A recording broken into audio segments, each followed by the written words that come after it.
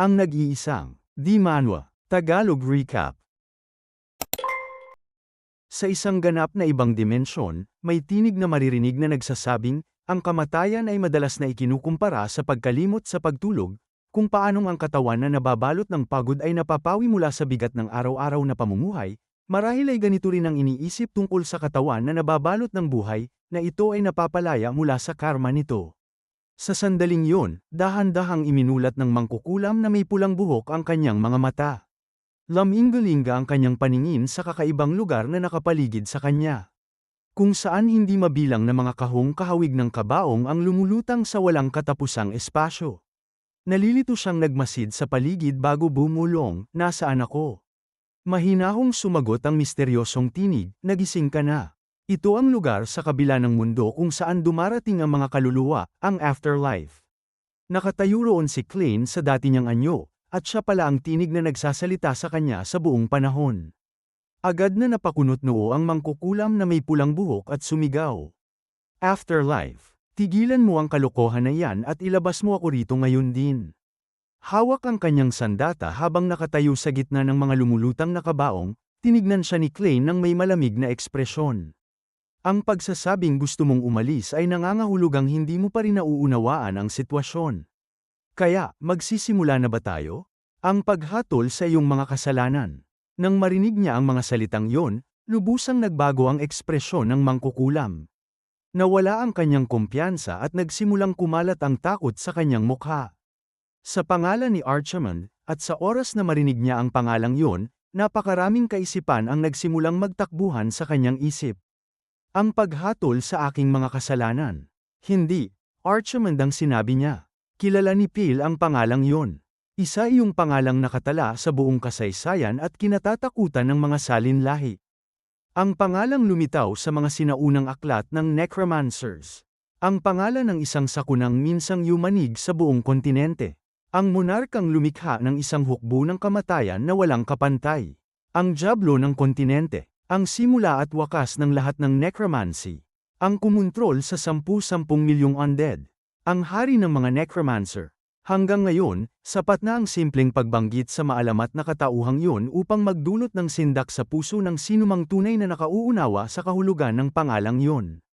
Ang kanyang alamat ay lumampas sa panahon, naging simbolo ng takot, pagkawasak, at ganap na kapangyarihan sa mismong kamatayan. Muling nagsalita si Klein sa malalim at mabigat na tinig na tila umaalingaw sa walang katapusang espasyo. "Lumapit ka." Nang marinig ng mangkukulam na may pulang buhok ang mga salitang yon, tuluyan siyang sinakop ng takot. Nanginig ang kanyang katawan at kumalat ang isang hindi maipaliwanag na kaba sa buong pagkatao niya. Ngunit bago pa siya makapag-react, si Klein, sa dati niyang anyo, ay nagpatuloy sa pagsasalita. "Necromancer Phil." Nanlaki ang mga mata ng mangkukulam sa gulat at kalituhan. "Bakit gumagalaw ang katawan ko ng kusa?" Gaano man siya lumaban, nararamdaman niyang hinahatak siya pasulong laban sa sarili niyang kagustuhan. Na para bang may isang di nakikitang puwersang tuluyang sumakop sa kanyang mga galaw. Direktang tinitigan siya ni Klein at ipinagpatuloy ang kanyang paghatol. "Ginawa mong mga eksperimentong paksa ang mga inosenteng tao. Dinukot at pinahirapan mo sila upang gamitin bilang mga kasangkapan, at itinali mo sila upang hindi sila mamatay. Lahat para lamang masiyahan ang sarili mong pagnanasa."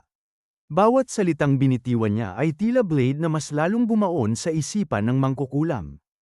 "Hindi, hindi, imposible yan," nanginginig na sabi nito habang desperadong itinatanggi ang lahat. Patay na si Archimond, hindi ba? At nangyari yun 200 taon na ang nakalipas. Tinakpan niya ang kanyang mga tainga gamit ang dalawang kamay upang hindi marinig ang tinig ni Klein, ngunit wala itong silbi. Patuloy pa rin itong umaalingaw ng malinaw sa kanyang isip. "Ginagamit mo pa nga ang mga patay bilang mga kasangkapan. Kaya mula ngayon, ikaw naman ang magiging kasangkapan ko." Sa sandaling yon, nagsimulang bumaba mula sa itaas ang hindi mabilang na mga kabaong na lumulutang sa buong afterlife. Isa-isa silang bumaba hanggang tuluyan siyang mapaligiran, at pagkatapos ay dahan-dahang bumukas ang takip ng isa sa mga kabaong. Isang nakakatakot na puwersa ang lumabas mula rito at agad na nagsimulang hilahin ang mangkukulam na may pulang buhok papunta sa kadilimang nasa loob.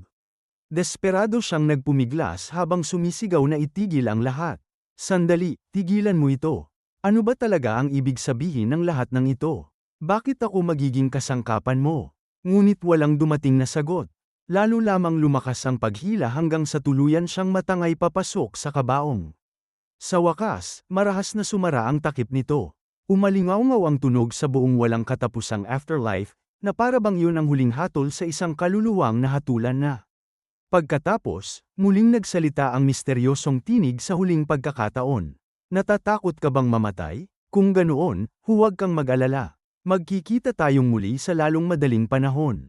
Kasabay niyon, isang matalim na pagpitik ang umalingaw-ngaw sa kadiliman. Kaagad pagkatapos, maririnig ang nakapangingilabot na mga hiyaw ng mangkukulam na may pulang buhok na umaalingaw-ngaw sa buong afterlife, papahina ng papahina hanggang sa tuluyan itong mawala. Biglang bumalik ang eksena sa kasalukuyan. Sa tunay na mundo, biglang nagmulat ng mga mata ang babaeng may pulang buhok. Napabalikwas ang kanyang katawan na para bang kagagaling lamang niya sa isang bangungot. Mabigat ang kanyang paghinga at marahas ang tibok ng kanyang puso sa loob ng kanyang dibdib. Nalilitong tumingin siya sa paligid habang pilit inuunawa ang nangyari. Pagkatapos ay bumulong siya, ito ba, ang minahan? Isang bakas ng pagkaunawa ang lumitaw sa kanyang mukha. Hindi ako namatay. Panaginip lamang yon. Buhay pa ako. Samantala, nakatitig si Dunkel sa eksena ng may lubos na hindi makapaniwala. Nakapako ang kanyang mga mata sa mga labi sa harapan niya habang nagbubulong, hindi ako makapaniwalang ulo lang pala niya ang talagang nakaligtas. Isang bakas ng kalituhan ang lumitaw sa mukha ng mangkukulam habang pinagmamasdan niya ang pagkawasak na nakapaligid sa kanila. Samantala, nanatiling kalmado si Klein habang tahimik na pinagmamasdan ang lahat sa kanyang paligid. Sa isip naman ni Dunkel, pilit niyang inuunawa ang nangyari. Nawalan ako ng malay sandali. Pero ano ba talaga ang nangyari rito? Ginawa ba lahat ito ng young master ng mag-isa? Gaano man niya ito pag-isipan, tila imposibleng paniwalaan ang sagot. Hindi kalayuan, sa wakas ay nagsalita ang babaeng may pulang buhok, at puno ng kalituhan at takot ang kanyang tinig. Ano bang nangyayari rito? Hindi pinansin ni Klein ang kanyang tanong at bumaling kay Dunkel. Magsimula na tayo, Dunkel. Agad namang tumuwid si Dunkel at walang pag-aalinlangang sumagot, Opo, young master. Hindi na napigilan ng babaeng may pulang buhok ang sarili at desperado siyang nagsimulang sumigaw, paano nangyari ito sa akin? Paano ito nangyari? Sa wakas ay tinignan siya ni Klein at nagsalita sa malamig at walang pakialam na tono. Nagbabalik na ba ang katinoan mo? Dapat alam mo na ang kalagayan mo. Nang marinig niya ang tinig ni Klein, tila nanigas ang kanyang buong isip. Ang boses na yun mismo ang boses na narinig niya sa loob ng kanyang isipan. Habang muling sumisibol ang takot sa kanyang puso, nagsimulang lumabo ang kanyang paningin. Sa likod ni Klein, muli niyang nakita ang nakakatakot nitong dating anyo. Ang figurang nakita niya sa afterlife ay nakatitig mismo sa kanya at nagsabing, sinabi ko sa iyo na magkikita tayong muli. Kaagad na tumalikod si Klein at nagsimulang maglakad palayo. Desperado siyang tinawag ng mangkukulam. Sandali, sabihin mo agad sa akin. Ano ba talaga ang nangyari sa akin? Sinabi ko naman sa iyo ang lahat ng gusto mong malaman. Sa kanyang desperadong pagsusumamo, dahan-dahang lumingon pabalik sina Klein at Dunkel. Isang bahagyang ngiti ang lumitaw sa kanilang mga mukha, at saka mahinahong sumagot si Klein, nangako akong papatayin kita, hindi ba? Huwag kang mag-alala, tinutupad ko ang mga pangako ko. Magtiis ka lang ng halos 1 linggo. Habang nagsasalita siya, iniunat niya ang isang kamay pasulong at nagsimulang umagos mula rito ang madilim na enerhiya. Sila na ang baalang pumatay sa iyo. Nang mabitawan niya ang mga salitang yon, hindi mabilang na mga ipis ang biglang nagsimulang gumapang palabas mula sa lahat ng direksyon. Dumaloy sila sa lupa na parang isang buhay na itim na alon na diretso sa katawan ng babae at maging sa kanyang naputol na ulo. Ang nakapangingilabot na tanawin ay agad na sumira sa huling bakas ng kanyang katatagan. Nagsimula siyang sumigaw ng buong lakas. Ang kanyang takot na mga hiyaw ay umalingaw-ngaw sa buong paligid habang patuloy na sumusulong ang walang katapusang kayag ng mga ipis papunta sa kanya. At habang pumupuno sa hangin ang desperado niyang mga sigaw, dahan-dahang lumipat ang eksena sa susunod na tagpo, ang Rainland Residence. Pagbalik sa Rainland Residence, nakatayo si Klein sa harap ng kanyang ama habang nakabukas sa mga kamay ng patriarch ang isang detalyadong ulat. Maingat na binasa ni Heinkel ang bawat pahina bago tuluyang magsalita sa mababa at seryosong tinig. Nagpakawala ang empire ng mga necromancer sa Hilaga, at pinabayaan lamang iyon ng Holy Order. Totoo ba ito? Nakatayong magalang sa harapan niya, agad na sumagot si Klein ng walang pag-aalinlangan. Oo, eksakto itong nakasulat. Ang mga undead sa minahan, kasama ang mga ginawang test subjects, ay umaabot sa humigit kumulang 150. Halos 30 katao ang nawala sa baryong pinuntahan namin pa lamang.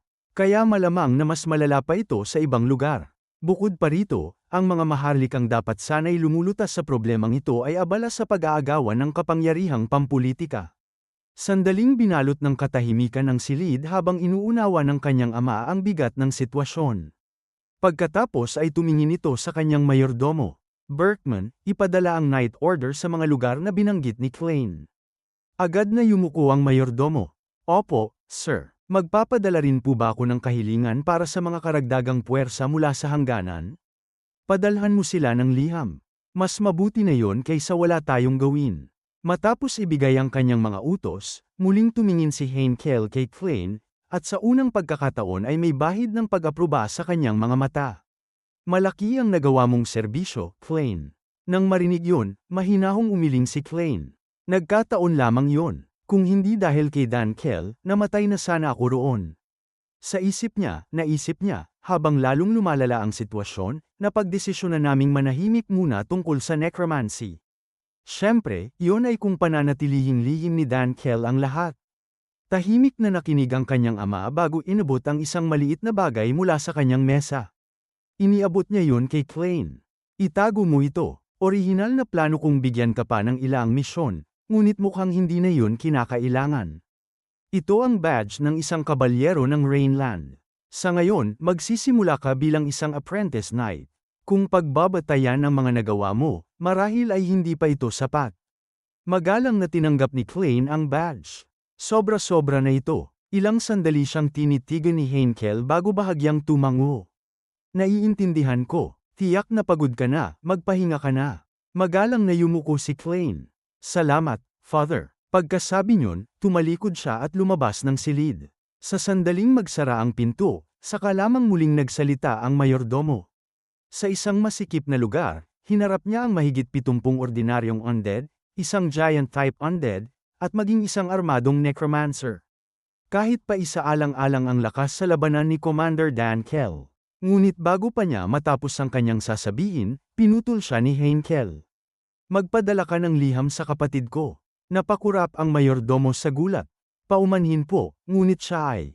Alam ko, hindi siya yung uri ng tao na pupunta para lamang sa kung anumang dahilan. Kaya sabihin mo ito sa kanya, ang henyong hinahanap mo sa buong buhay mo. At doon lumipat ang eksena.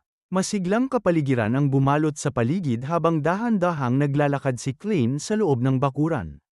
Hindi tulad ng tirahan ng duke, kung saan malayang nakapapasok at nakalalabas ang mga tagalabas, ang lugar kung saan nakahimpil ang mga kabalyero ay isang lihim na sonang militar. Kahit si Garrison ay hindi makapapasok dito nang walang pahintulot. Siguradong pinaghihinalaan pa rin ako ng lintik na yon, at malamang ay nangangati na siyang isailalim ako sa isang purification ritual.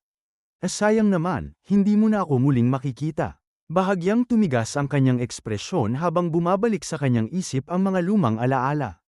Napagdesisyonan ko na ito noong araw na pinatay ko si Dalton. Ipinasya kong ibalik ang pamilyang ito sa dati nitong kaluwalhatian. Ngayong isa na akong apprentice knight, ang susunod na hakbang ay. Ngunit bigla na lamang may sumigaw ng kanyang pangalan mula sa likuran. Lumingon si Klein at agad niyang nakita ang pamilyar na batang babaeng may pulang buhok na mabilis na tumatakbo papunta sa kanya. Anong problema, Arin? Naubos na ba ang mga cookies sa kwarto mo? Halos mapahandusay si Klein sa pagkainis. Kababali mo lang ng ikapitukong vertebra.